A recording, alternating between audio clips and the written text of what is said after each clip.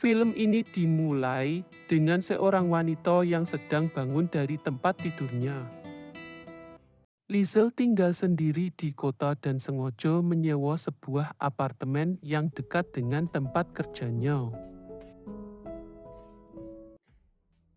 Ketika Liesel hendak berangkat kerja, seorang pria menghalanginya. Pria ini adalah pemilik apartemen yang bernama Arnel. Arnel! Nako, Arnel datang untuk menagih biaya sewa yang sudah ditunggak Liesel lebih dari 1 bulan.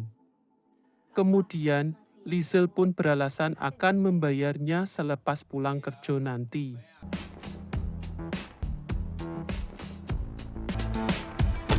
Sementara itu di kantor, manajer sedang memperlihatkan hasil penjualan untuk kuartal kedua.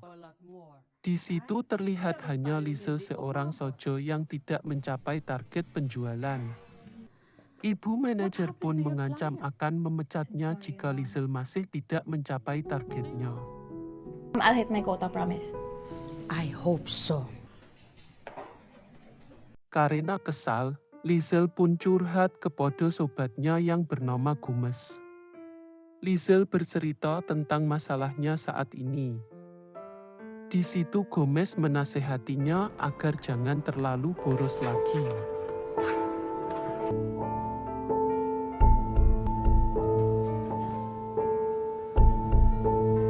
Sesampainya di rumah, Liesel pun merasa lemas melihat di mejanya ada tagihan kartu kredit yang harus dilunasi. Di mana sekarang dia sedang gak punya duit karena dia telah membeli barang mahal dan masih belum membayar sewa apartemen. Keesokan paginya sebelum berangkat kerja, Hello, Ma.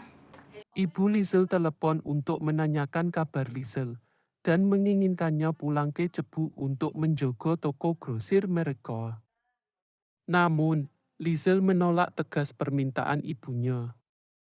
Hingga keduanya pun terlibat adu mulut. Ako, dira. Kemudian, di kantornya Liesel, manajer memperkenalkan seorang karyawan baru yang bernama Susan. Can I have your attention for a while? Hi everyone, I'm Susan Rivera. Parasnya yang polos ini membuat para lelaki mengerumuninya. Kemunculannya juga membuat Liesel sirik kepadanya. Keesokan harinya, Liesel mencoba berkenalan dengan Susan. Susan berkata dia pindah ke sini karena tertarik dengan bonus yang diberikan perusahaan ini. Kemudian, seorang pria tajir memasuki kantor.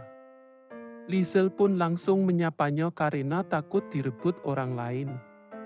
Namun, sayang sekali, pria tersebut hanya mau dilayani sama Susan. Tak lama kemudian, pria itu pun menekan kontrak pembelian properti dengan Susan.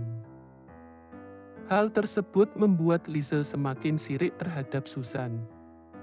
Demi berhemat biaya, Liesel pun gak jadi naik taksi. Sementara itu, Susan malah dijemput gratis sama tetangganya yang kelihatan menyukainya. Sabay na kita! Nga, nakakahiya naman sa'yo. Begitu sampai di apartemen, Liesel langsung disambut sama Arnel yang pengen menagih utang. Liesel lagi-lagi mengatakan kalau bannya bermasalah. Karena setiap kali ditagih alasannya selalu sama, Arnel pun kesal dan memberinya kesempatan terakhir atau dia akan mengusirnya.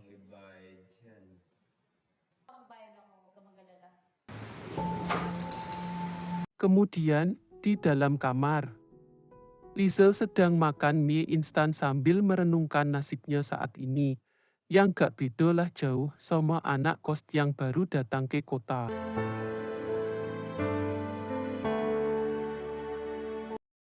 Keesokan harinya, manajer mengumumkan akan ada pembagian bonus sebesar 300 juta peso untuk top sales tahun ini. Dan di luar dugaan Susan lah yang memimpin sementara. Di mana dia bisa menjual 3 apartemen dalam waktu 2 minggu. Bu manajer pun kembali mengingatkan Liesel agar segera mencapai target penjualan. I'll hit my quota. I promise. Yes. Karena udah terdesak, Liesel pun berusaha mencari pembeli dengan menelpon sono-sini. Akan tetapi, usahanya masih sia-sia saja. Liesel pun bercerita kepada Gomez bahwa jika dalam 2 hari ini dia masih belum mendapatkan pembeli, maka dia akan dipecat. Melihat ada seorang pria masuk ke kantor, Liesel pun langsung menghampirinya. Namun, lagi-lagi orang ini hanya mau dilayani sama Susan. Hal ini membuat Liesel semakin kesal melihat Susan. Mukhang bibig ng mga tao sa opisina.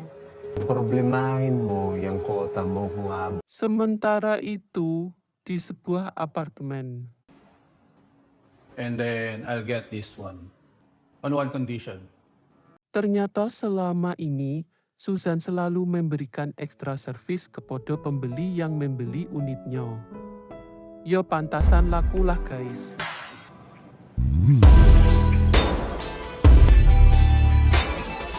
Saat mereka sedang seru-serunya bercocok tanam, Liesel diam-diam melihat adegan ini, di mana pria itu mencangkul Susan dengan penuh kasih sayang.